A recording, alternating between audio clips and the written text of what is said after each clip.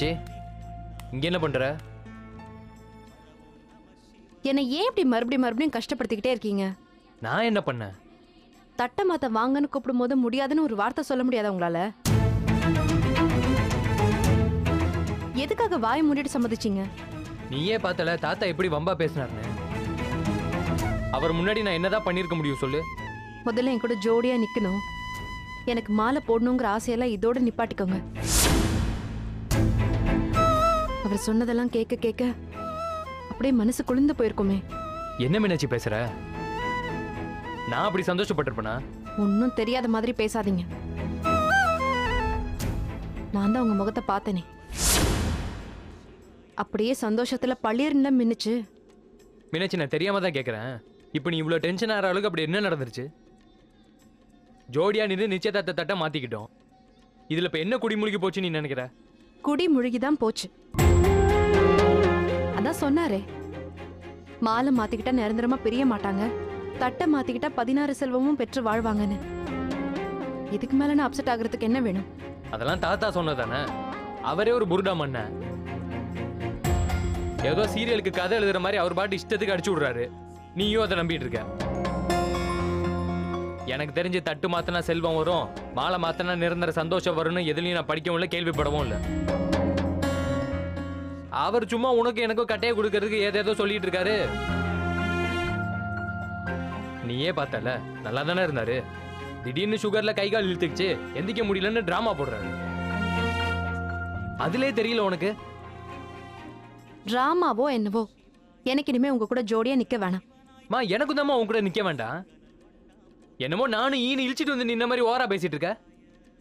16 செல்வம் 16 செல்வம், 1,36,000 செல்வம் வந்தாலும் எனக்கு அது உன் கூட வேண்டாம். போதுமா? உன் அண்ணன் நிச்சயதார்த்தத்தை நல்லபடியா நடத்தி வைக்கணும்னு வந்த பாரு. என் புத்தி என் வீட்டு பாத்ரூம் கழுவுற விளக்கமாத்தாலே அடிச்சுக்கணும்.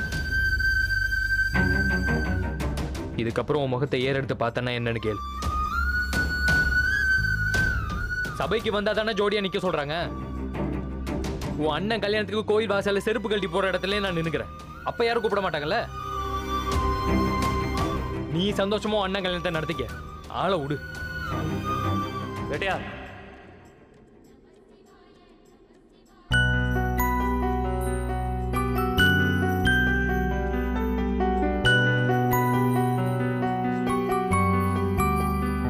என்ன மச்சான்? ரொம்ப நன்றி வேட்டையா. எதுக்கு?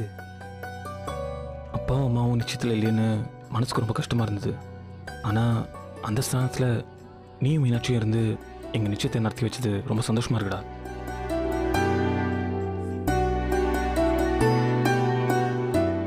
சத்தியமாக சொல்கிறேன், தாத்தாவும் பாட்டியும் சபையில் தட்டு மாற்றிருந்தா கூட நாங்கள் இவ்வளோ சந்தோஷப்பட்டிருக்க மாட்டோம். ஆனால் நீயும் மீனாட்சியும் சேர்ந்து தட்டு மாற்றினது ஏதோ அப்பாவும் அம்மாவும் வந்து தட்டு மாற்றின மாதிரி மனசுக்கு ரொம்ப நிறைவாக இருந்தது.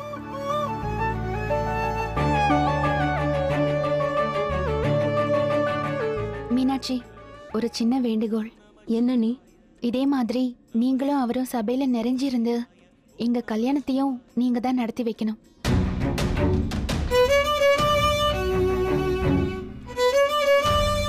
செய்வீங்களா? என்ன மீனாட்சி? இது என்ன கேள்வி? கண்டிப்பா செய்வோம்.